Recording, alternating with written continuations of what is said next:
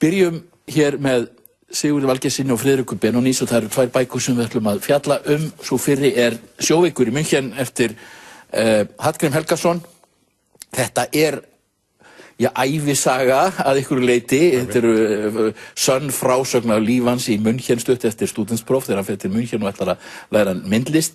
En svo eru reyndar kaflar í þessu sem eru skáldskapur. Já, einmitt. Þetta segir sögans, einn vetur og það sem hann svona ungur óráðan, maður kalla þetta bókmennta selfie. Þetta nú dálítið flóknara en það, þetta dálítið mikið verk og hann sem sagt að reyna að finna sig í bænum og svona skáldið Hallgrímur hefur sett inn í þetta svona listræna viðbót sem að hann selur upp svartri ælu alveg reglulega í gegnum verkið og raunar eitt atriði sem gerist á bak við gluggatjaldi eins og hann segir sjálfur, held ég örugglega.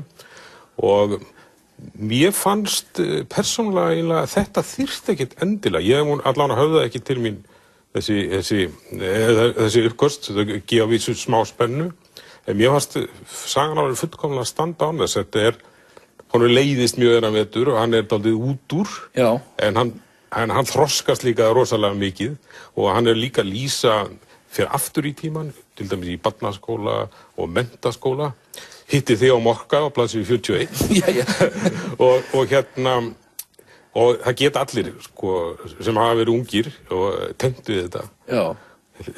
Hrífst af Eagles sem eiginlega alveg bannað og svo framvegis. Þetta allir að hlusta á Yes og fleiri góð. Þetta náttúrulega sprúðlandi fjöru frásögn. Já, mjög svo. Og alveg dásamlegu texti. Ég hef ekkert alltaf verið hrifin af textanum hans Hallgríms, mér finnst honum hægt til að verða allt of margmáll, en þarna þetta bara akkúrat í réttum skömmtum. Og það þetta alltaf þessi glettni og svona húmor í textanum, en það samt svo rosalega sannur tónn í þessari bók. Það sársauki undir sem maður finnur, þó hann sé ekki að, tíundan. Hann náttúrulega frægur fyrir að vera töff og orðheppinn, en einmitt hann einlægur í henni og það alveg sláandi, það minnst hann alltaf verið að fara fram sem stílista, tekka aðeins undir, það sem þú varst að segja, það alveg sláandi flotti hlutir í þessu.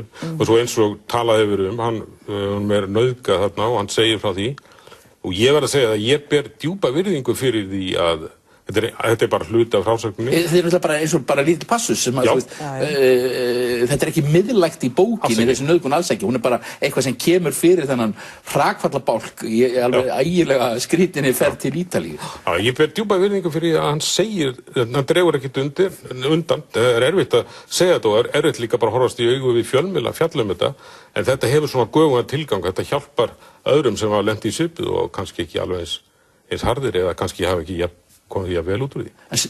Mér finnst það líka að þetta svona endurspeglar það hvað hann á rangri braut. Hann vill bara vera einn.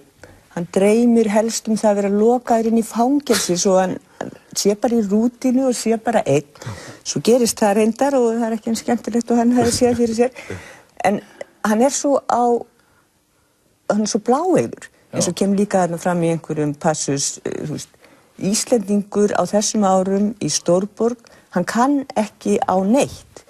Hann hittir eitthvað fólk á götu og það býður honum með sér upp á hótelherbergi miðja nótt í Flórens og hann bara já.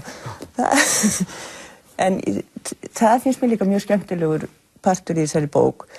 Þessi lýsing á tíðarandanum á Íslandi á þessum árum. Náttúrulega sérstaklega skemmtilegt fyrir okkar kynslóð sem að munum eftir böllunum á borginni og allt það.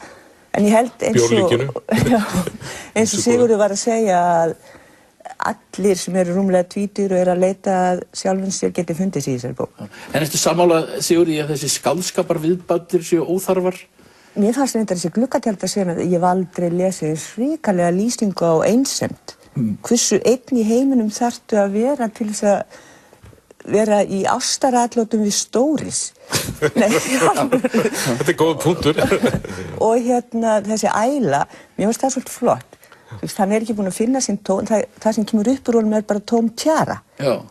Já, mér fannst það samt svona kannski aðeins svo augljóst eitthvað. Já.